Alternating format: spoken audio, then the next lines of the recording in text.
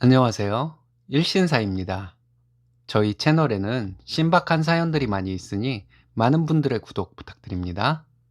이번 사연은 며느리 괴롭히던 시부가 죽자 시부 탓을 하며 며느리에게 사과하는 척을 하는 시모에게 맺힌 것을 쏟아낸 며느님의 사연인데요. 함께 보시겠습니다. 안녕하세요. 저는 40 다 돼가는 아줌마입니다. 시부모, 시아버지, 시어머니라는 단어조차도, 시자가 들어가는 단어조차도 입에 담기 싫어했던 제가 또 바보같이 마음이 약해지려 하는 것 같습니다. 하지만 다행히도 시모에게는 할 말을 하긴 했네요. 그렇지만 마음이 약해지려고 하는 것을 보면 제가 여러분들께 욕을 좀 더 먹어야 할 것 같아서 이렇게 글을 올려요. 몇 개월 전 시아버지가 돌아가셨습니다. 미워도 그렇게 미운 사람이 없을 정도였던 시아버지였는데 가시고 나면 후련하기만 할 것이라고 생각했는데 제가 독하지 못해서인지 멍청이라서 그런지 미운 마음도 싫어하던 마음도 사그라드는 것 같고 그냥 뭐 그랬습니다. 시부모가 저에게 한 만행들을 일일이 열거하자면 며칠 밤을 새워도 끝이 없을 것 같습니다. 그래서 그냥 당장 생각나는 몇 가지만 말씀드릴게요. 저는 신랑과 만나서 6개월 정도 연애를 하던 중에 혼전 임신으로 결혼을 했습니다. 신랑과 제가 모은 돈과 친정에서 지원해주는 돈으로 결혼을 할 예정이었고, 시부모는 여건상 전혀 도움을 줄 수 없다고 했습니다. 그러면서 예단을 요구하던 시부모의 얼굴에 물잔에 들어있던 물을 뿌리고 싶은 충동까지 들었습니다. 상견례는 2번을 했고 첫 번째 상견례와 두 번째 상견례에서 시모가 요구하는 예단의 규모가 크게 바뀌더군요. 간단히 하자 했다가 다시 말이 바뀌어 시작은아버님 2분과 시고모님 2분에게 정장 한 벌씩 해달라 요구했습니다. 요구하는 대로 했어요. 그리고 저는 돌려받은 것이 전혀 없습니다. 친정엄마가 예단과 예물 생략하고 그 돈으로 저희 집 구할 돈에 보태라는 말씀을 하셨다고 시모에게 전했더니 네 엄마 친딸 맞냐는 소리 들었습니다. 이것 말고도 결혼 전에 많은 일이 있었지만 말이 길어지니 생략하겠습니다. 결혼 후에도 와라 가라 참 말 많았습니다. 시부와 시모 함께 매일같이 전화로 대면으로 괴롭혔고요. 오라고 전화가 와서 가고 있는데 전화해서 오지 말라고 하는 일이 참 빈번했습니다. 그냥 저희 괴롭히려고 장난치는 것 같았어요. 명절에는 시누이가 결혼 전에 집에 있어도 전혀 일 안 시키고 저 혼자서만 음식을 하도록 했습니다. 신랑이 시부모와 한동안 싸워서 신랑의 도움 겨우 받을 수 있었고요.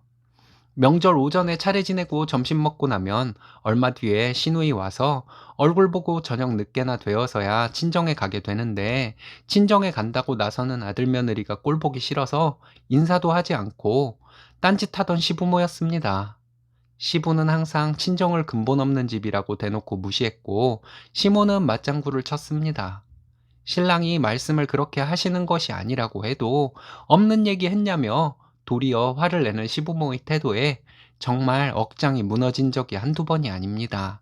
시부모 본인들 기분 안 좋으면 어린 손주들에게 시끄럽다고 소리 지르고 아이들 주눅 들어서 할머니 할아버지 앞에서 쭈뼛거리면 애들 교육 제대로 못 시킨다고 저에게 또 근본 얘기를 했습니다.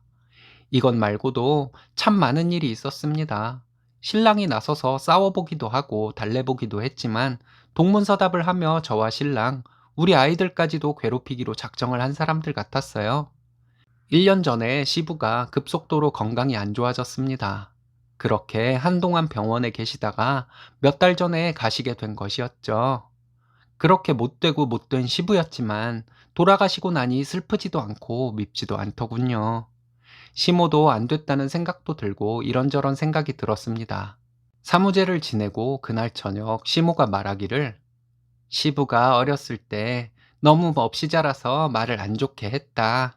네가 이해해라. 저는 이 말이 왜 그렇게 기분이 나쁘고 화가 나던지 없는 집에서 가족에도 없는 집에서 자랐으면서 친정 근본 어쩌고 하고 살았다고 하는 마음에 무덤덤하던 제 마음이 막 들끓더라고요. 시모도 그렇죠.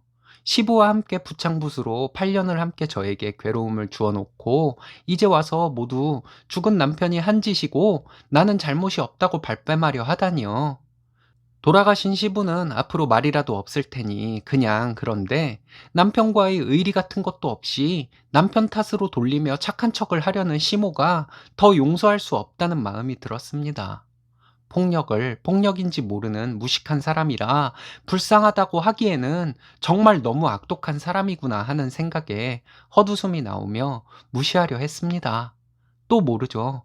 시모는 본인과 시부가 한 짓들이 잘못인 것을 알면서도 생판 남인 며느리가 내 아들하고 살아서 그게 미워서 그런 못된 짓을 했는지도, 일은 넘은 노인들이 자기들이 하는 짓을 상대가 어떻게 느낄지 설마 모르겠어요? 알면서 한 짓들이겠죠. 시부가 죽고 나니 시모는 하루아침에 태도를 바꾸고 그 뒤로 저에게 나쁘게 굴던 것들이 사라졌습니다. 그래서 시모가 더 미워 보였습니다. 나름 처세술이랍시고 하는 짓인데 그럼 나에게 못되게 군 것을 전부 못된 짓이라는 것을 알면서도 그래왔던 것이라는 생각이 드니 더 용서가 안 되었습니다. 뺨 때리고 얼른다는데 이렇게 교활한 인간이 다 있나 하는 감탄마저 들더라고요. 시부 가지고 사무제 때 그딴 헛소리를 하는 시모에게 퍼붓고 오지 못한 것이 한이 되어 시모에게 전화해서 퍼붓고 싶은 마음을 억제하지 못하고 전화기를 들었다 놓기를 여러 번 했습니다. 난 당신 보고 싶지 않다고, 당신도 빨리 가시라고. 하지만 결국 전화를 걸지 못하고 혼자 울며 제 마음 스스로 달랬습니다. 그 이후에 만났는데 신혼의 가족도 있는 데서 시모는 이제 나이도 있고 몸도 예전 같지 않아 혼자 살기가 어렵겠다고 넌지시 말하더군요. 신우는 당연히 아들인 오빠가 곧 모시고 살 것처럼 말을 하는데 그 입이 참 밉살맞아 보였습니다. 그 이후에 시모와 몇 번 만나지 않았지만 만날 때마다 시모는 저에게 투명인간이 되었습니다. 제가 그렇게 무시하듯 하는데도 시모는 저에게 한마디 못하더군요. 기세가 하늘을 찌르던 시모가 그런 약한 모습을 보이니 저도 모르게 짠하다고 해야 하나요? 참 복잡 미묘한 마음이 들었습니다. 제가 미쳤나? 하는 생각이 들더라고요. 이러면 안 된다고 제 자신을 얼마나 욕했는지 몰라요. 지난주에는 시모가 저희 집에 왔는데 저희 집 방 하나가 남으니 본인이 들어와서 살면 되겠다는 말을 했습니다. 신랑이 제 눈치를 보는데 그때 저 정말 이성을 잃었습니다. 시모에게 그동안 한 짓을 생각해 보라고 했어요. 저는 시모와 함께 못 산다고 했습니다. 시모는 시부가 한 행동에 대해서 미안하다고 했지 않았냐 하더라고요. 미친년이라는 욕이 저도 모르게 튀어나오려는 것을 참느라 혼났네요. 화가 정말 머리끝까지 나니 언성이 높아지기는커녕 오히려 말이 차분하게 나오더군요. 어머니는 그래서 그렇게 없는 집에서 자란 남편이 하는 짓에 그렇게 맞장구를 치며 나를 괴롭혀 놓고는 이제 와서 죽은 남편 탓을 하는 것이 말이 되냐고 물었습니다. 며칠을 무릎 꿇고 나에게 사과를 해도 용서는 없다. 그런데 죽은 사람 말 못한다고 자신의 잘못을 죽은 사람에게 뒤집어 씌우는 것을 보니 어머니가 더더욱 심술맞은 노인네라는 생각이 든다. 혼자 사는 것이 힘들면 지금이라도 싸구려 요양원에 보내드릴 마음은 있다. 시부모 모시는 것은 근본 있는 집에서 자란 며느리에게 바라는 것이다. 나는 시부모가 늘 말했던 대로 근본 없는 집안에서 자란 사람이라 시부모 모시고 살지는 않을 것이다. 나를 미워하는 것으로 끝나지 않고 우리 아이들까지 미워했으니 우리 아이들을 위해서라도 당신과는 못 산다. 꿈도 꾸지 마라.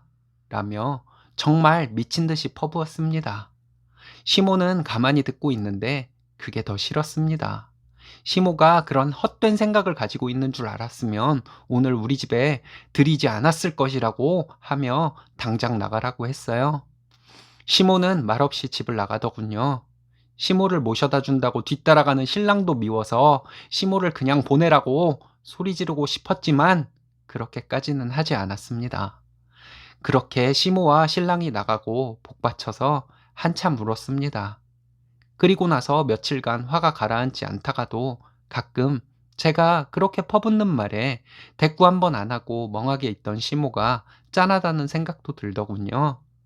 시부와 쿵짝이 맞아서 저를 그렇게도 괴롭혔던 시모가 당장 내 옆에 있으면 머리끄덩이라도 잡고 싶은 심정이었다가 신랑의 엄마이고 이제라도 저렇게 나약해져서 있는데 내가 모시고 살아야 하는 것이 아닌가 하는 심정이었다가 하루에도 생각이 왔다 갔다 하기를 10번도 넘게 하는 중입니다.